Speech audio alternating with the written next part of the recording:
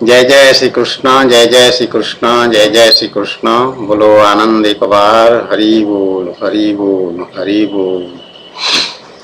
आज 4 सितंबर 2013, दिन बुधवार, तिथि भाद्रपद कृष्ण चतुर्दशी।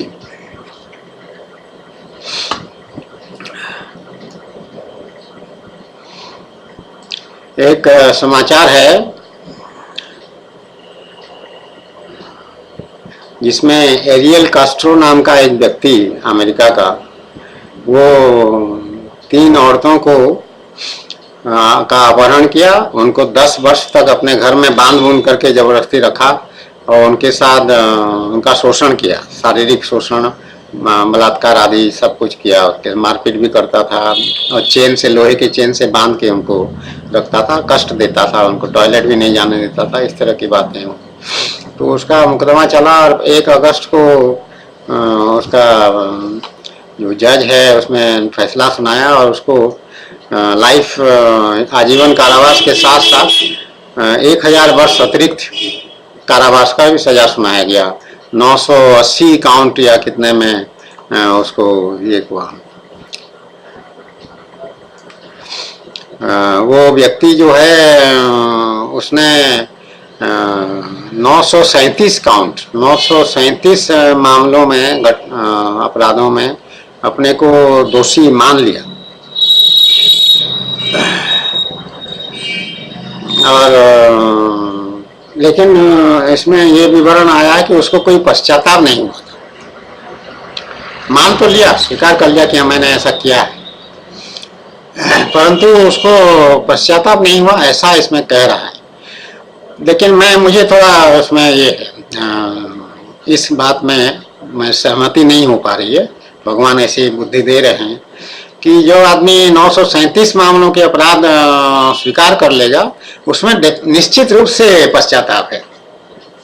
ऐसा हम बिल्कुल नहीं कह सकते हैं कि उसमें पश्चाताप बिल्कुल नहीं है। उसमें कुछ है, कुछ अनुभव है कि गलत हुआ मेरे से, इसीलिए उसको मान लिया। और वो 1 अगस्त को उसकी सजा सुनाई गई। जेल में वो था, करेक्शनल सेंटर में, कहाँ पे। और फिर उसका उस जिस कमरे में था वहाँ पे उसकी लाश मिली, सब मिला उसका, वो आत्महत्या कर लिया था, ऐसा बता रहे। दोषों को स्वीकार करने के बाद फिर आत्महत्या कर लिया। जब एकांत में रहा, वो पहले तो एकांत में नहीं था, पहले तो इन लोगों से खेलता था, उनको तड़पा करके इसको मजा आता था, वो खेलता था। लेकिन अब एकांत में हो गया, पूर्णतः एकांत में जो हो गया। जब आदमी एकांत में होता है तो फिर अपने बारे में सोचता है मजबूर होकर के, और अपनी गति के बारे में भी कभी कभी सोचता है, मैं क्या किया हूँ, क्या नहीं किया हूँ, ये सब सोचता है। मेरा जीवन कैसा रहा, क्या नष्ट हो गया, व्यर्थ हो गया, ऐसा भी सोचता है। तो वो अंततः आत्महत्या कर दिया। आत्महत्या को महापाप कहा गया है, पाप कहा गया है। आत्महत्या होने से प्रेत योनि में जाते हैं और इस तरह की बातें सनातन धर्म में बताया जाता है। तो लेकिन इसका दोष मानना, इस पर जो है इसकी महिमा है। इसी तरह से ये जो है मामला आसाराम बापू वाला, जो अपने को महान संत, बड़े संत कहलाते थे, और अभी एक 16 वर्ष की लड़की के साथ बलात्कार के मामले में अभी जेल में हैं। तो ये संत हैं, भगवान के रास्ते में हैं, भगवान का भजन कीर्तन कराते थे, प्रवचन करते थे, हजारों की भीड़ बैठती थी उनके सामने, और इनके जो भक्त या अनुयायी हैं वो इनके लिए आंदोलन तक कर बैठे, इसमें बहुत उपद्रव भी किए, हिंसा में उतर आए। मतलब उनके लिए इतना लगाव है, इनको इतना मानते हैं वो। तो भगवान के रास्ते में हैं, भगवान के भजन करते हैं, भगवान की मूर्ति रखते हैं, उनकी बातें करते हैं, सब कुछ करते हैं। प्राप्ति नहीं हुई, भगवान की प्राप्ति नहीं होने के कारण ही ये सब अपराध होता है। तो ये क्यों अपना दोष नहीं मान लेते हैं? यदि घटना सही है तो, अभी तो आरोप है, अभी आरोप प्रमाणित नहीं हुआ है। प्रमाणित ना होने तक वो निर्दोष हैं। ये हमारा कानून व्यवस्था का नियम है। हाँ, बात सही भी है, जब आरोप प्रमाणित नहीं हुआ है और तो एक आरोप लगा है, लेकिन ऐसा परिस्थितियों से सब लोग ये मान के चल रहे हैं कि नहीं वो आरोप सही है, ऐसा दिखाई पड़ रहा है। कभी कभी आरोप गलत भी होते हैं, जो उसमें कुछ भी कारण हो सकता है और संभावना अपनी जगह पे है कि आरोप झूठा भी हो सकता है।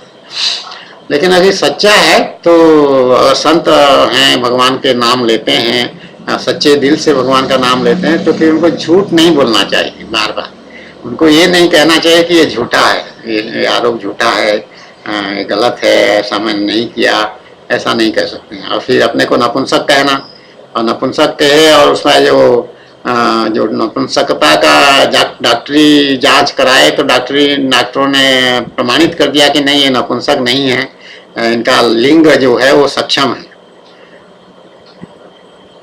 ऐसा डॉक्टरों ने प्रमाणित कर दिया। तो ये तो झूठा एक साबित प्रमाणित हो गया अपनी जगह, एक झूठ। मैं नपुंसक हूँ कहना और डॉक्टरों का कहना कि नहीं तुम नपुंसक नहीं हो और तुम बलात्कार कर सकते हो, तो एक झूठ तो ये साफ दिखाई पड़ रहा है। तो ऐसा झूठ जो है नहीं कहना चाहिए, क्योंकि सच बराबर तप नहीं और झूठ बराबर पाप नहीं। तप सच जो है तप है, सत्य में रहना तपस्या से कम नहीं है, तपस्या है। जो सत्य में रहता है उसके लिए पूरा जीवन तपस्या जैसा हो जाएगा। लेकिन वो सत्य का जब जिसको अभ्यास हो जाएगा, जैसे झूठ 3 बार बोलो तो तुम्हारा संस्कार बन जाता है, वैसे सत्य अगर 3 बार बोलोगे प्रतिकूल परिस्थिति में भी तो तुम्हारा संस्कार बन जाएगा सत्य। फिर सत्य बोलने लग पड़ोगे, तो उसमें तुमको अच्छा लगेगा और संतोष होगा और एक हल्कापन का अनुभव होगा और बड़ा सिर ऊंचा करके तुम खड़े हो सकते हो। झूठ बोलने वाला जो है नजरें चुराता है, कभी इधर देखेगा कभी उधर देखेगा, कभी ऐसे ऐसे करने लग पड़ते हैं। मैंने देखा है। हम जब पुलिस में इंट्रोगेशन करते हैं मुलजिमों को पकड़ करके उनसे पूछताछ करते हैं, तो उसमें भी हमने देखा है जो सच बोलने वाला है वो बोल देता है।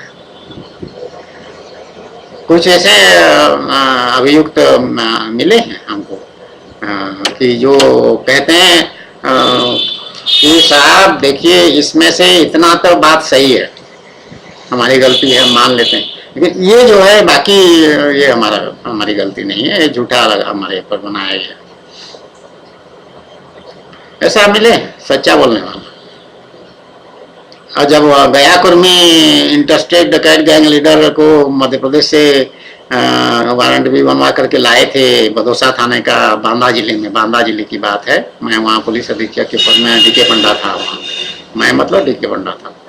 तो उसमें उससे पूछताछ बातचीत किए थे बदौसा थाने जा करके, तो उसमें भी उसने साफ साफ बात किया था और उसका तो टेप रिकॉर्डिंग भी कराए थे, उसको बता करके देखो तुम्हारी बात हम टेप करेंगे, थोड़ा बाद में कभी काम आएगा कि तुमने कैसे बातचीत की है। तो वो मान गया और हाँ कर लीजिए। उसको नाश्ता वास्ता खिलाए, चाय वाय पिलाए, उसको सत्कार किए, तिरस्कार पूर्वक नहीं, कुर्सी बैठा करके उसका बयान हुआ मेरे सामने। कुर्सी में बैठे हूँ, मेरे सामने उसको भी थानेदार भी बैठे थे। थानेदार का नाम मैं भूल नहीं हूँ, लंबा सा लड़का था, अच्छा स्मार्ट लड़का था। ये भी कुर्सी में बैठा करके बात किया। मेरा ऐसे ही हमेशा काम रहा है, मुलजिम को भी कुर्सी में बैठाता। मुलजिम तो अभी है, और तत्व ज्ञान जो अभी मैं बता रही थी थोड़ी देर पहले दूसरी रिकॉर्डिंग में, उसमें कोई मुलजिम नहीं है, उसमें सब कृष्ण स्वरूप हैं, भगवान के स्वरूप हैं सब। ये तो अभी जानकारी, उस समय जानकारी नहीं थी, किंतु लेकिन संस्कार जो मिला था डीके पंडा को वो भगवान का संस्कार, पहले से सात्विक और सद्बुद्धि वाला संस्कार था। तो इसलिए किसी का तिरस्कार उसने नहीं किया। सिपाहियों को भी कुर्सी देता था। जब आईजी रेलवे पुलिस यहीं इलाहाबाद में था, तो सिपाही जब आते थे मिलने अपने अपने समस्या लेकर के पूरे स्टेट भर से, तो उनको कुर्सी देता था आवश्यकता अनुसार। जिसका 1 सेकंड का काम है वो तो खड़े खड़े चला गया, लेकिन जिसका थोड़ा देर वाला है वो बैठाते थे। तो ऐसा होता था। तो सच जब बोलना चाहिए आसाराम को, जैसे नपुंसकता के मामले में अगर झूठ बोल भी दिया तो कोई बात नहीं, लेकिन अभी समय है। बाकी अपराध मुख्य आरोप के बारे में भी वो कह दे कि हाँ ये गलती हो गई थी और ये काम हुआ है। कर्तापन तो हम नहीं देखते हैं, मैं नहीं देखती हूँ किसी का कर्तापन, क्योंकि गुणा गुणेषु वर्तन्ते, गुण ही गुणों में व्यवहार करते हैं। उस समय उसका रजोगुण तमोगुण ऊपर उठ गया, ज्यादा हो गया, तो वो गुण ही उसको उस काम में, उस क्रिया में, बलात्कार का जिसको कहते हैं, उस क्रिया में उसको लगा दिया। वो मजबूर था। और यही प्रश्न अर्जुन पूछा है भगवान से गीता में 3 अध्याय का 36वें 37वें श्लोक में, जिसमें कि मनुष्य जानते हुए भी पाप कर्म क्यों करता है। तो भगवान कह रहे हैं कि काम ऐसा क्रोधो ऐसा रजोगुण संबंध।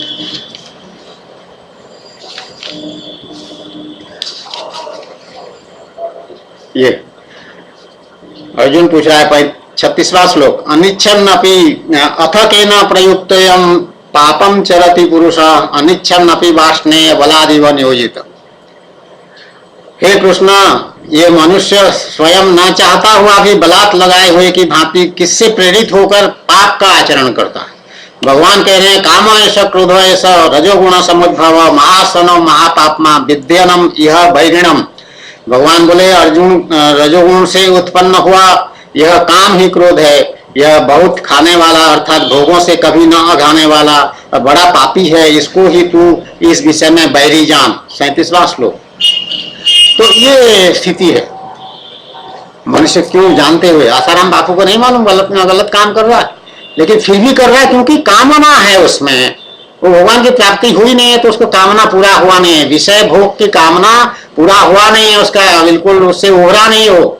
या तो काम वासना पूरा हो जाए या फिर उससे ऊपर उठ जाओ साधना के माध्यम से। उसने साधना किया ही नहीं ऊपर उठने का, और ये कामना भरा हुआ है उसके अंदर, तो उस वही प्रकट होकर के वो उसको लगा दिया उस काम में।